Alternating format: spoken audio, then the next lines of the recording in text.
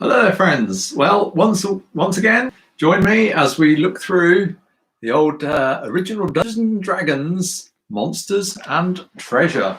And, last week, we got into the contentious issue of where gnolls come from. And apparently there's some kind of genetic fusion of trolls and gnomes. Well, if you want proof of what this mixture might look like, we have it right here. Documentary evidence.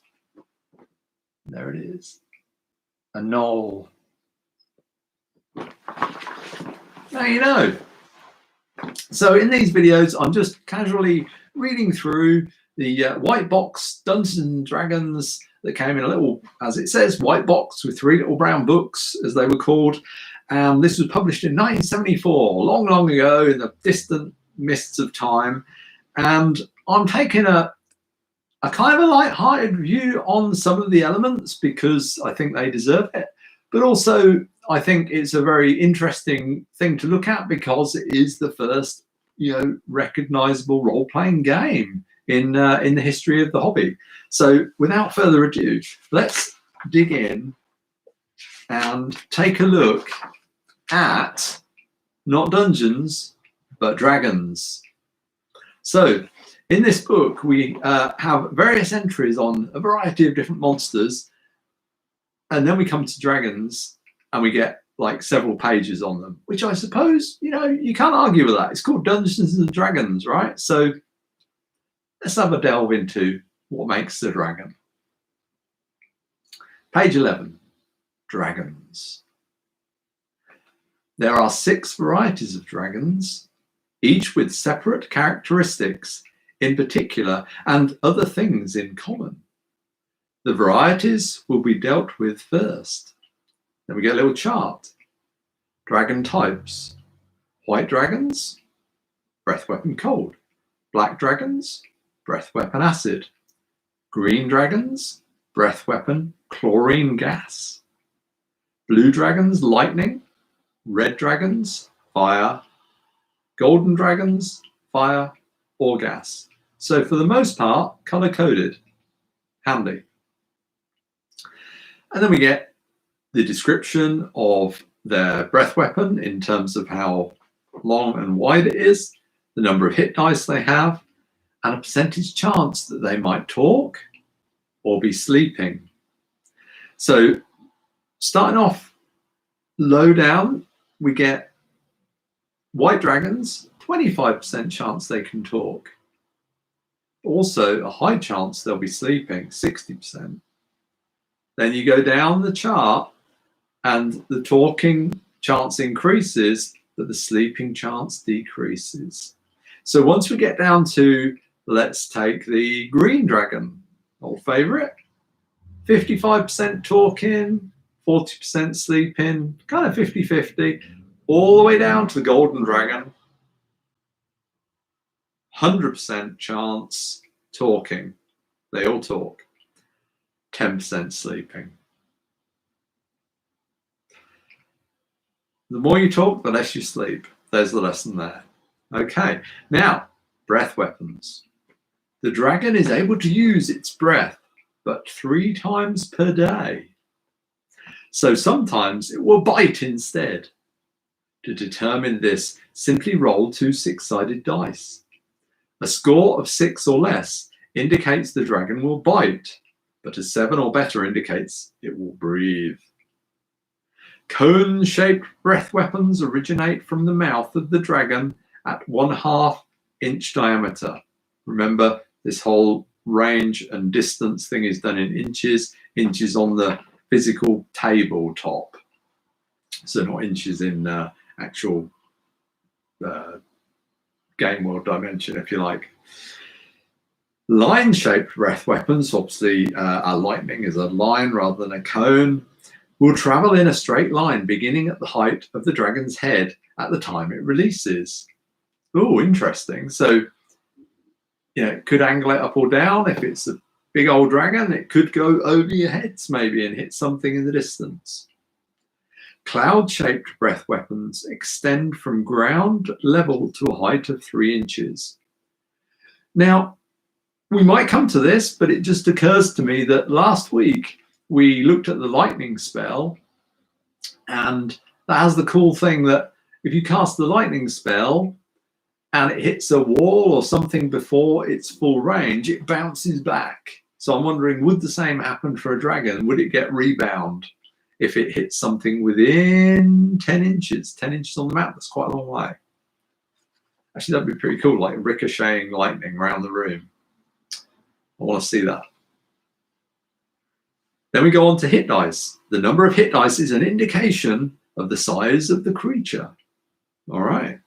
Most will fall in the middle, but 20% will be small and 20% very large.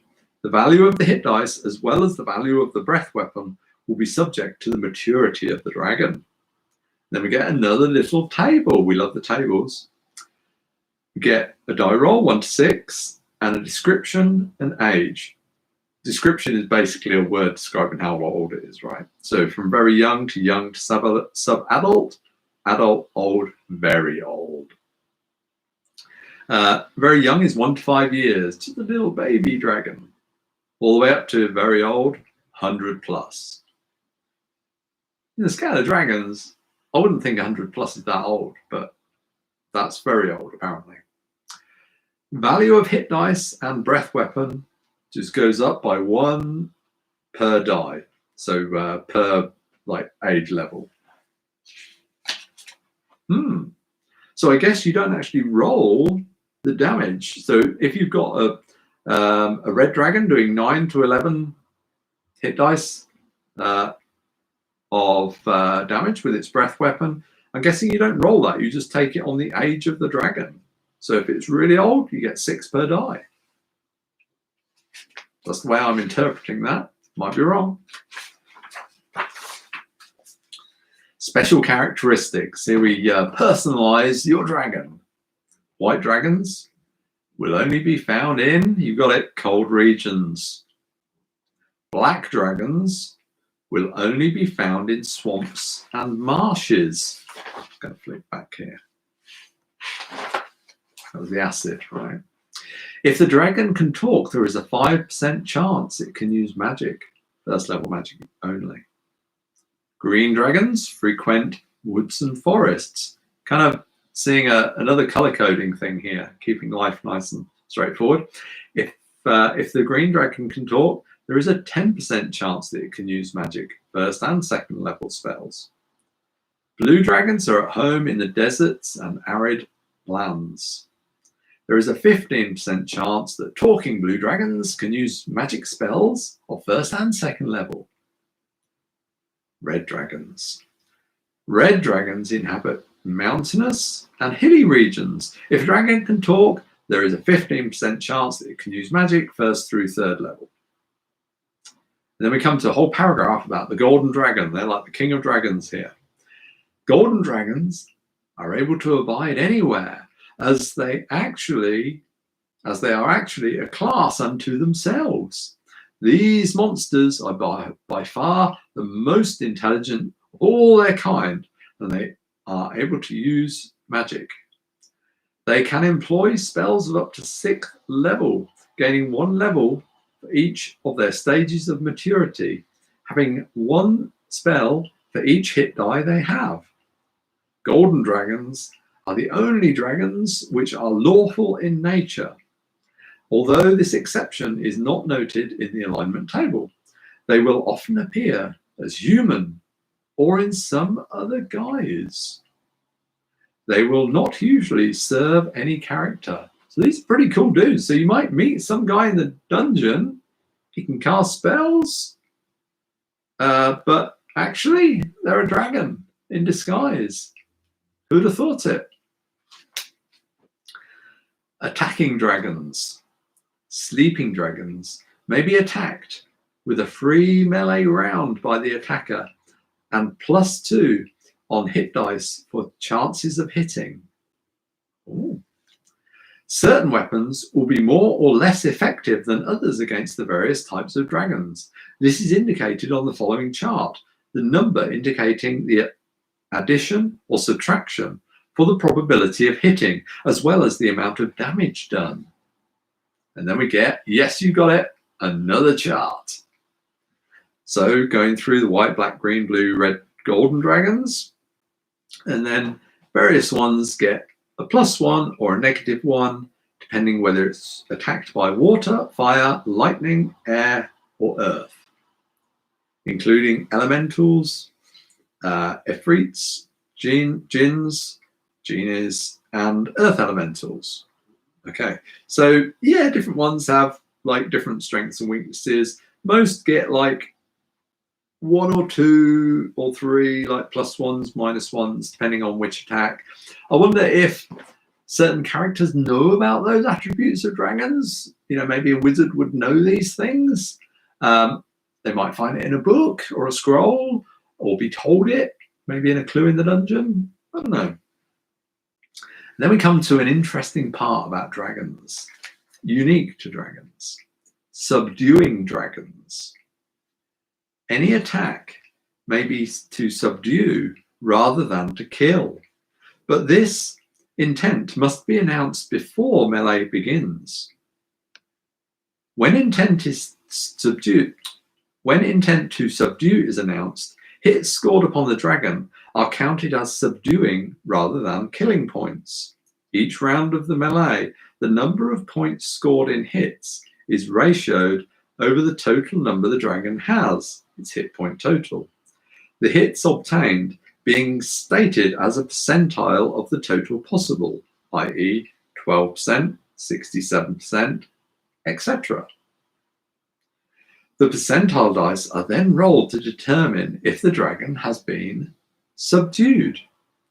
A roll equal to or less than the percentage of hits already obtained means the dragon is subdued. Then we get an example. Let's dig into that. A very old 11 hit dice red dragon is encountered asleep in its cavernous lair. 3 fighters creep in and strike to subdue. All 3 hit, scoring respectively 2, 3, and 6 points, or 11 points in total. 11 ratioed over 66, the number of hit points the dragon can absorb before being killed, or in this case subdued, is 1/6, or you got it, 17%. They love the maths. The referee checks to determine if the dragon is subdued and rolls over 17 on the percentile dice. The dragon is not subdued, and a check is then made to see whether he will bite or use his breath weapon during the second melee round. The result indicates that he will breathe. The attackers strike again, and once more, all hit for a total of 12 points. The dragon breathes, and as none make their saving throws, the attackers are all killed, while they take 66 points of damage from dragon fire. What? Well, you fight a dragon, you know the odds. They're not good. Subsequently, the referee rolls 0-1 on the percentile dice. Any roll of up to 34 would have indicated success, indicating had the attackers survived, they would have subdued that red dragon that turn. Well, that's some consolation, isn't it? You're all dead, but if you'd survived, you'd have subdued it. I think the example works quite nicely. Can't fault it. Not more than 8 man-sized creatures can attempt to subdue any one dragon. Okay. So so you can subdue your dragon. Just imagine walking into the room, stabbing the dragon with a dagger, doing like 2 or 3 points of damage, maybe like a 1 or 2% chance of subduing it, and you do. That'd be great, wouldn't it? Now, value of subdued dragon, because why would you subdue a dragon? Subdued dragons can be sold on the open market, going out of existence in the game. Okay. Does that mean the open markets are going out of existence? I think it means the dragon goes out of existence. I'm not sure. From 500 to 1,000 gold pieces per hit point it can take. Wow. Thus, the red dragon in the above example would be worth from 33,000 to 66,000 gold pieces. Offers are determined by the referee merely rolling a six-sided die to see if the offer will be 500, die 1, 600, die 2, etc. gold pieces. Of course, the character or characters who subdued the dragon could keep it in their own service or sell it to other players for whatever they could get.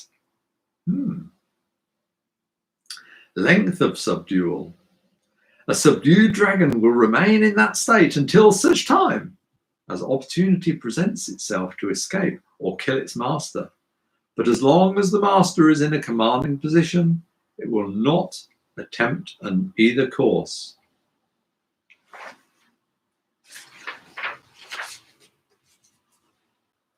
Two or more dragons, because one's never enough, right? If two dragons are encountered, they will be mated. They will be a mated pair of at least 4th age category. If 3 or 4 dragons are encountered, they will constitute a family group of a male, female, and 1 or 2 young. The adults will be of the 4th or greater age category. The young will be of the 1st. If the young are attacked, both parents will immediately use their breath weapons. If the female is attacked, the male will attack at double value unless he is simultaneously attacked, and vice versa. Yeah. Dragon treasure. That's what we're here for. Very young, and the young dragons are unlikely to have acquired treasure. Sub-adult dragons will have about half the indicated treasure for dragons.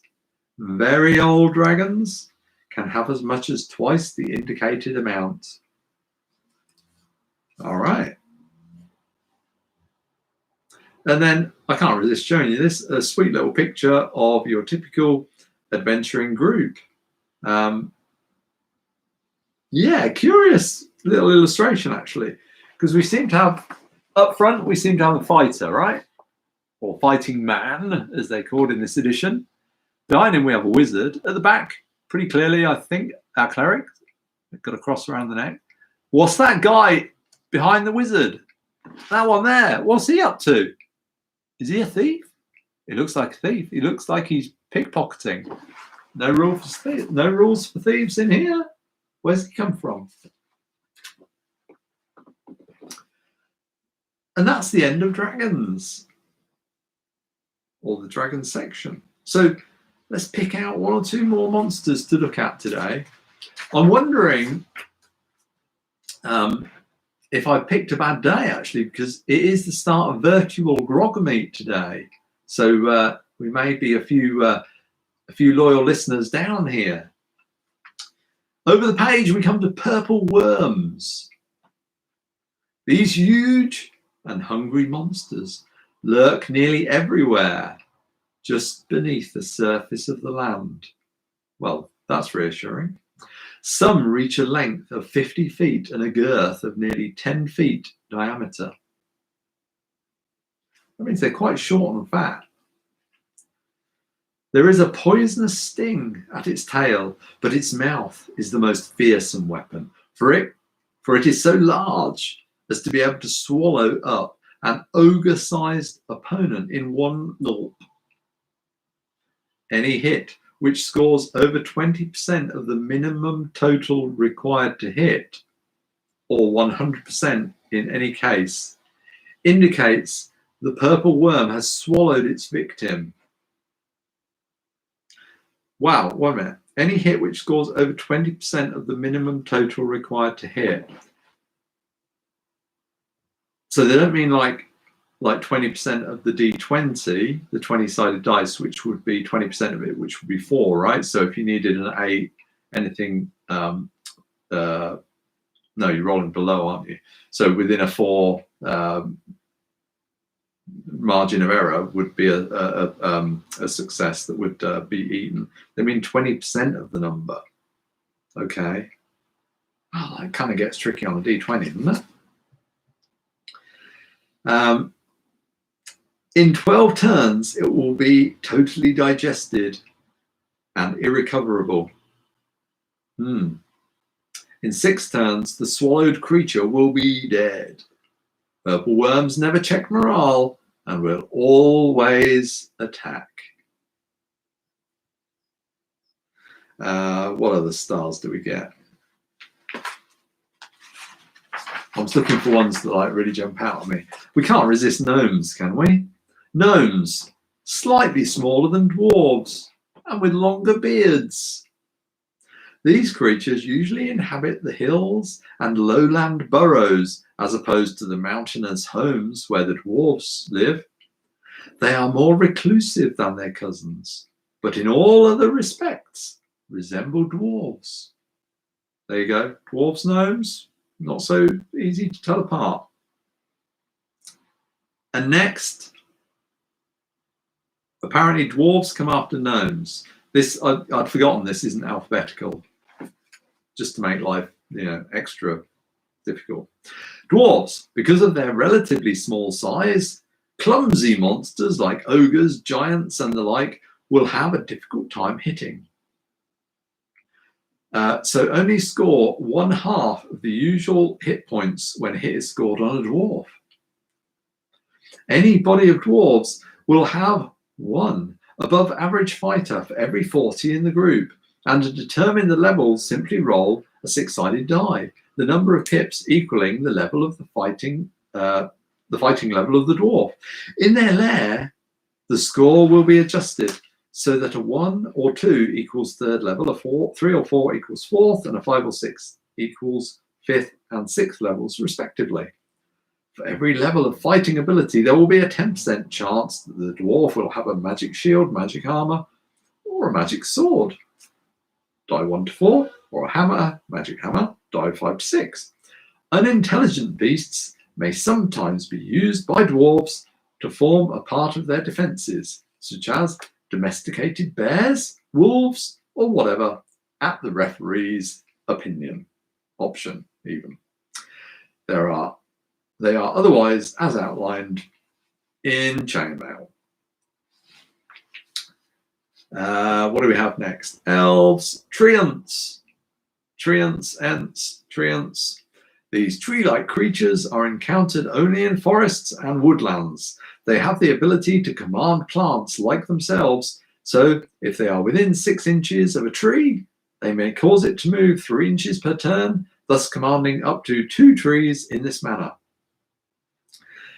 Although lawful in nature, treants are prone to involve themselves in affairs which do not directly concern them.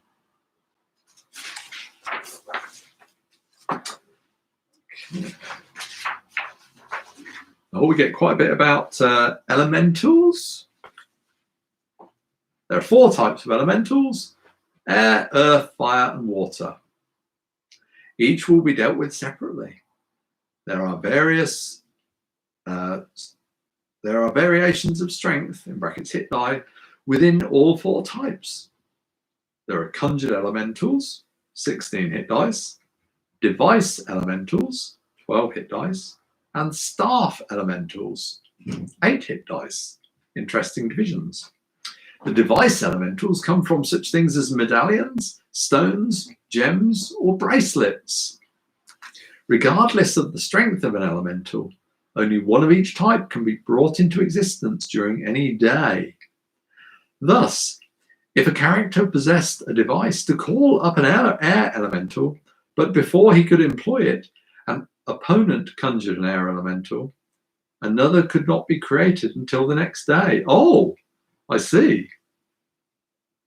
When it says only 1 can be brought into existence, it doesn't mean by your spell or whatever, it means only 1. Only magical weapons affects elementals. That's interesting. Okay. Air elementals. Air elementals move only by flying, moving at a maximum rate of 36 inches. When engaged in combat in the air, they add +1 to damage scored from hits. They normally do 1 die roll of damage. They can turn into a whirlwind, which will sweep all creatures under 2 hit dice away. The whirlwind being conical in shape, 3 inches diameter at the base, 6 inches at the top. The tornado, basically. And as high as the number of hit dice possessed by the elemental, 16, 12, or 8 inches. Forming a whirlwind requires 1 full turn, as does dissolving it. Earth elementals. Earth elementals move but 6 inches per turn and cannot cross water. However, they can hit. When they hit, they score damage with 3 dice against any opponent which rests upon the earth. And they score 2 dice of damage against all other opponents. They have the effect of a super battering ram against walls, scoring damage as if they were striking an opponent of 3 to 18 damage. Fire elementals. Fire elementals move up to 12 inches per turn. They score 2 dice of damage against all non-firing opponents. Sorry, non-fire using opponents. And 1 hit die and 1 die -1. I think I mean 1 die +1, because in brackets it says 2 to 7 hit points of damage against fire using opponents. They act as incendiaries when in contact with inflammable material. They cannot cross water. They are brought from the flame of considerable heat, i.e. large lava, large fire or lava pool, etc. And finally, water elementals. Water elementals are generally confined to water, being able to move only 6 inches from such a body of liquid. They move at a rate of 18 inches per turn in water, 6 inches out of water. In water, they do damage equal to 2 hit dice, while out of water they can do 1 die of damage without meleeing. Water elementals can only be brought forth from a considerable body of water, such as a pond, stream, or larger body of water. And then a general bit about elementals. All elementals must be controlled at all times by the persons who have called them forth. Failure to control any elemental will result in its turning upon the one who called it up and attacking. The returning stroke attacking elemental will move directly towards the one who summoned it, attacking anything that gets in its path as it returns. Note that once control is lost, it can never be re-established. Control consists merely of the summoner maintaining undivided attention upon the elemental. And being attacked, moving, or any other action will tend to break this concentration. No elemental may be hit by normal men unless magically armed. Oh, nice. So you summon up your elemental, but if something distracts you, like being hit, you lose control of it and you can't regain control. Okay. I can't resist the black pudding, really. It always just seems so absurd to me. I don't know. Maybe there's some rationale for it that I don't get. Another member of the cleanup crew and nuisance monster. Black puddings are not affected by cold. It is spread into smaller ones by chops or lightning bolts, but it is killed by fire. Black puddings dissolve wood, corrode metal at a reasonably fast rate and have no effect on stone, and cause 3 dice of damage to exposed flesh. If an armored character runs through a black pudding, the monster's corrosive power will eat away the foot and leg protection of the armor so that it will fall away next turn. Black puddings can pass through fairly small openings, and they can travel as easily on ceilings as floors. And then we get green slime, grey ooze, yellow mold, horses, insects or small animals. Large insects or animals. and then other monsters.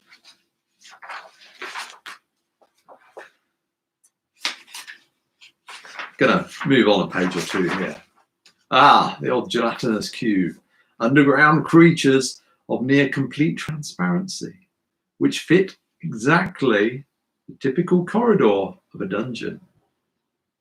Metal objects absorbed into them would be visible thereafter within their body. These monsters would be difficult to harm and have a large number of hit dice. And then we get stuff about robots, golems, and androids. Androids. And we get treasure types, all the various monsters. So each monster has been allocated a letter or letters telling us what kind of treasure that it might have. And then not only that, but we get percentage chances of the different treasure types. So for example, let's just pick one at a stab. H, that's fairly high up. 3 to 24,000 pieces of copper, 25% chance. 1 to 100,000 pieces of silver, 50% chance. 10 to 60,000 pieces of gold, 75% chance. Gems, 1 to 100 gems, 50% chance. 10 to 40 pieces of jewelry, 50% chance. 20% chance of any 4. Maps, yes. Any 4 maps. And a potion or scroll.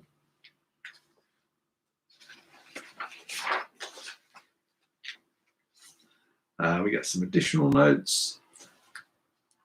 Magic maps determination table. Okay. I'm just looking at this, trying to figure out what this is telling me. Roll on percentage dice. 0 to 1, 0, 1 to 75 magic. 76 to 100 map. Okay. And then various magic items. So we were told there might be magic items. We get the various tables which tell us what those items might be. And they might be swords, armor, various other weapons, potions, scrolls, rings, wands, staves, and miscellaneous. The maps might be treasure maps, magic maps, or a combo of the two. I like the idea of a magic map. I don't remember ever getting a magic map. Swords. Now, the magic items go up from +1 up to +3. And also, some of them have a special power against certain types of monster. So, for example, swords on a 36 to 40 on a percentage roll, you get a +1 sword, but it's +2 versus lycanthropes. On a 51 to 60, +1 sword, but a +3 versus trolls. In brackets, clerics. Does that mean just clerics can use it? Or is +3 against clerics as well? I don't think so, right? 66 to 70, +1 sword. Wishes included. 2 to 8 wishes. That's living dangerously, isn't it? Giving the players 2 to 8 wishes. All right. Maybe you get a wish when you killed something. You know, when you do something the sword approves of. Or not killing something. I don't know. Armor, various types again, +1 to +3. Miscellaneous weapons, so we can get magic arrows, magic daggers. Some of them are +1 dagger, but only versus man-sized opponents. You wonder how this works, really. I don't know. But +2 versus goblins and kobolds. You can get the magic axe, the magic warhammer, the +3 magic warhammer, and it can be thrown and will return. How cool is that? That's pretty good.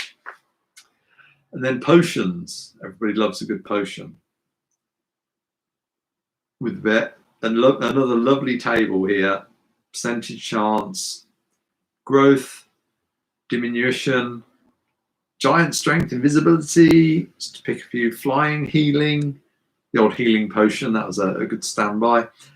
Animal control, undead control, dragon control, fire resistance, heroism.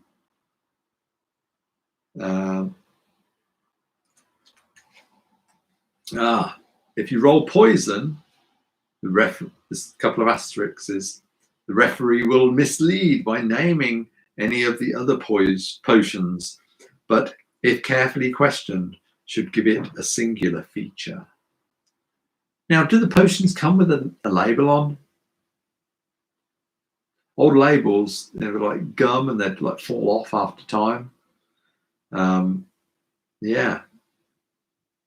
Can you like sip it and get a little flavor of it and tell what it is? Don't know. Maybe that's on the next page. Then scrolls. Yep. Different numbers of spells, different types of spell, maybe protection from lycanthropes, undead, elementals, magic. The referee must take extreme care in handling all scrolls with an eye towards duping the players when a curse scroll is found. Good old emphasis on fooling your players. The curse takes effect immediately upon reading the scroll. Therefore, having non-curse scrolls disappear on occasion, if not identified, will help to force the reading of curse scrolls. Not only do you dupe your players, he's helping you out on how to do it. To determine the type of curse, use the table below. So we got a die roll 1 to 8 here. 1 to 2, any monster of the referee's choice. I guess that summons the monster. Disease, fatal in 3 turns unless healed. Polymorph to insect of the referee's choice. You're a bug, you're a locust. Transportation, 1,000 miles in a random direction. Curse potion, die roll 8, so 1 in 8 chance. The curse, transportation to another planet. Think about that. On to rings. Rings.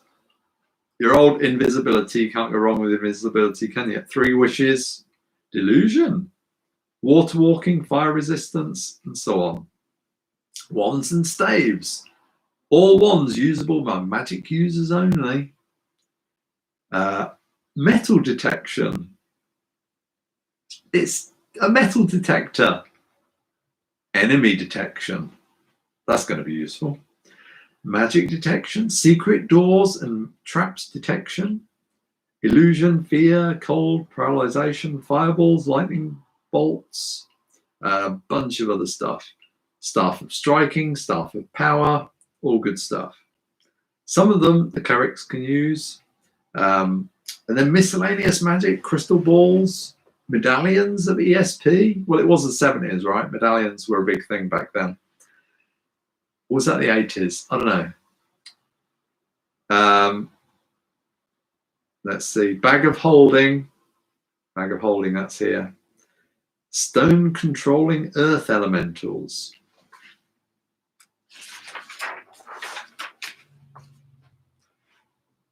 Brazier commanding fire elementals. A bowl containing, not containing, commanding water elementals. And then various things. Displacer cloak, boots of speed, boots of levitation, helm of telepathy, all such great stuff. And then it tells you what your maps, your treasure maps might lead to. Remember before we had treasure maps? So they could lead you to somewhere that's got 10 to 40,000 pieces of silver, all the way up to 10 to 60 gems and 2 to 20 pieces of jewelry.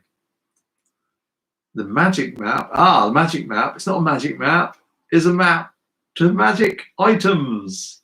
Oh, I still like the idea of a magic map though. And it leads to from 1 magic item to up to 5 items, 1 scroll, and 1 potion. I like that. That's cool. Oh, what's this? Magic and treasure. Okay, so it's just a way of generating a combo. And then we come to magic items. So I think we'll just do a couple of magic items, then we'll wrap it up again for the day. Yeah, let's just get into 1 or 2. Let's cover magic swords, because magic swords, classic D&D trope. Among magic weaponry, swords alone possess certain human and superhuman attributes. Swords have an alignment: lawful, neutral, or chaotic. They're the 3 alignments. An intelligence factor and an egoism rating, as well as an optional determination of their origin and purpose.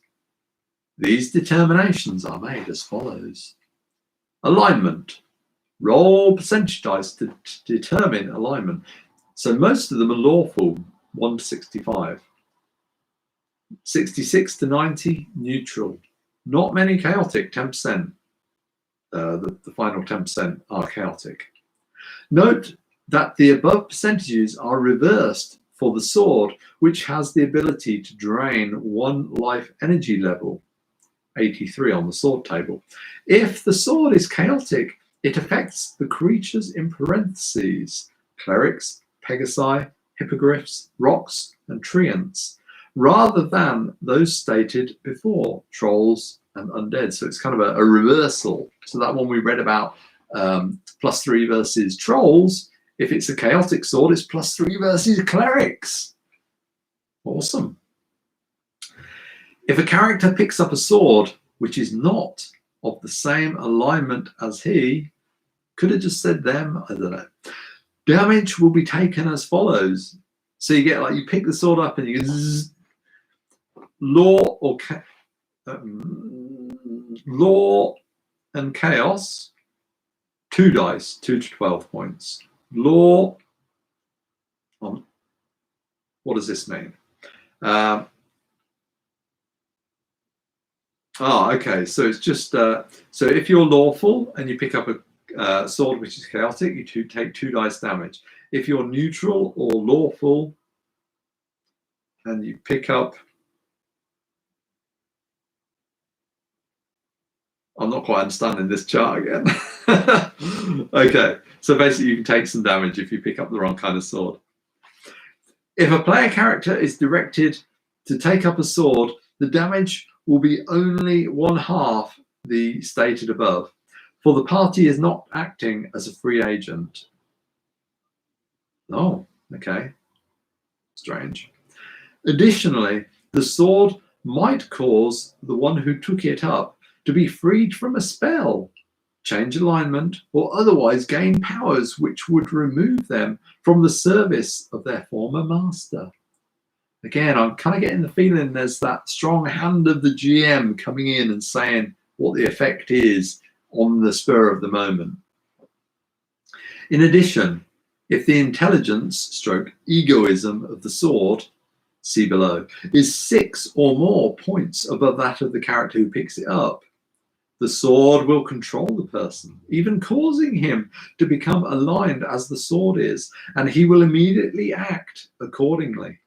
This could mean, for example, that a hireling of a lawful player character ordered to pick up a neutral sword and taken over by it would deliberately lie about its powers, while if the sword were chaotic, he would attack.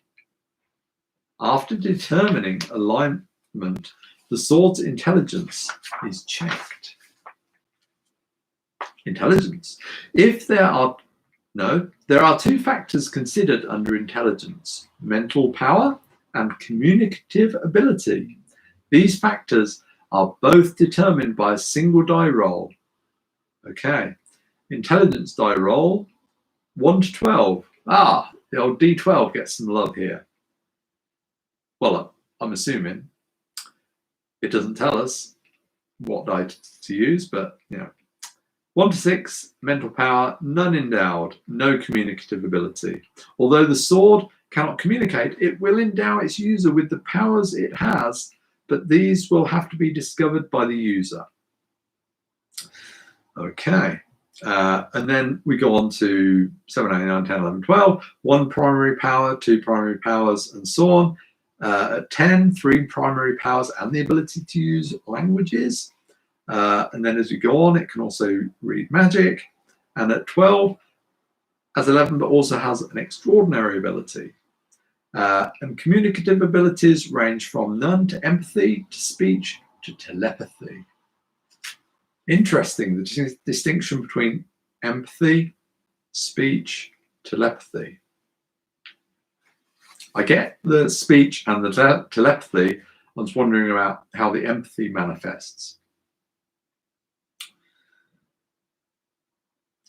Primary powers. Okay, so your sword can note shifting walls and rooms. Detect sloping passages. It's like a spirit level sword. Locate secret doors, detect traps, detect evil or good. No, or gold, actually, not good. Detect a meal and what kind? Detect meal. That's an interesting one. Detect gems. Yeah, and then there are languages, a number of languages. And we get the old 0, thing on the table. So rather than saying 100, just 0, because you would have used 2 10-sided dice, right? Each one with just a single digit on. So if you get a 0, but 2 zeros would be 100. But rather than writing 100 on the chart, we get this 0 thing, which I always think, if you're not familiar with the notation, wouldn't you think 0 is 0? Something I've kind of balked against in, writing rules is that whole 0 thing. And then extraordinary abilities. So it could have, are these abilities not extraordinary enough? The ability to detect gems or locate secret doors. But anyway, extraordinary abilities include such things as clairaudience, clairvoyance, ESP, telepathy, which is something a sword can have anyway, illusion generation, levitation, flying, and so on. All primary and extraordinary functions are passed to the sword user. Rolling the same ability twice indicates it is twice the normal strength. Good solution. And then we go on to egoism of the sword. Only those swords, intelligence of 7 or more, will have an egoism rating. Egoism ranges from 1 to 12. The higher the number, the greater the ego of the sword. Egoism. This is the only place I've encountered the word egoism. The egoism of the sword will cause it to do the following. 1, lead its user past better weapons. Ooh. 2, lead its user into greater danger in order to exalt its role in combat. 3, allow itself to be captured by a higher level creature or character which is closer to the sword's station. 4, surrender itself to a creature or character of a lower level in order to exercise greater control over its user. Curious one. And 5, require a share of captured treasure to be given to it in the form of better scabbards, jewel incrustation, or magical devices to guard it when not in use. Crazy. You got to keep your sword happy. Wow, swords go on longer than dragons. Okay, well let's persevere with the swords. Whenever any situation arises where any of the above possibilities exist, the egoism of the sword comes into play. It is always exerted in its relationship with its user, although true rapport may be gained if the alignment and aims of the character stroke user coincide with its origin and purpose of the sword. The determination of each of these factors is as follows. Influence of egoism in key situations. The referee adds the intelligence and the egoism of the sword from 8 to 24 factors, and adds an extra 1 for every extraordinary ability from 1 to 4, if applicable. This total, 8 to 28, is compared to the total of the character's intelligence and strength, modified by a variable based upon the physical state of the user. We're getting into complicated territory again, I feel. If the character is fresh and relatively free from damage, less than 10% damage, from 1 to 6 points that are added to this total, from 7 to 42, then possible. Okay. If mentally or physically fatigued, or if damage taken between 10 to 50% has been sustained, from 1 to 4 points are deducted. From 2 to 35, then possible. I like that it keeps track of this total, because I would have lost it by now. If damage over 50% has been sustained, or the character has been under a severe mental strain from some form of magic, from 2 to 8 points are deducted. 0 to 34 there possible. Whoa, okay. Now we come to a difference between those two factors. 6 or more, higher result prevails. 2 to 5, 75% the higher chance will prevail. 0 to 1, 50% either way. Okay. Egoism is continuing relationship with the user. This determination is quite simple. You will be the judge of that, thank you. Being only a matter of comparing the egoism score of the sword, 1 to 12, with the level of the fighting man using it. Consult the table for key situations above. If either party has a positive influence of 6 or more, that party will always prevail, and no other checks, including key situations, need be made. A positive difference of 2 to 5 will indicate that the higher party generally prevails. And checks will only have to be made in key situations. It's getting quite tricky, isn't it? Origin, purpose. It's getting a bit more interesting, hopefully. Naturally, the origin of each sword is either law, neutrality, or chaos. But some of these weapons are forged by more powerful forces for an express purpose. To determine if any sword has such a purpose, roll percentage dice. A score of 91 or higher indicates the sword has a special mission. Now we're getting some flavor of the story here. Swords with special purposes automatically have intelligence and ego categories moved to the maximum score, and they will gain an additional ability. Law, the ability to paralyze chaotic opponents.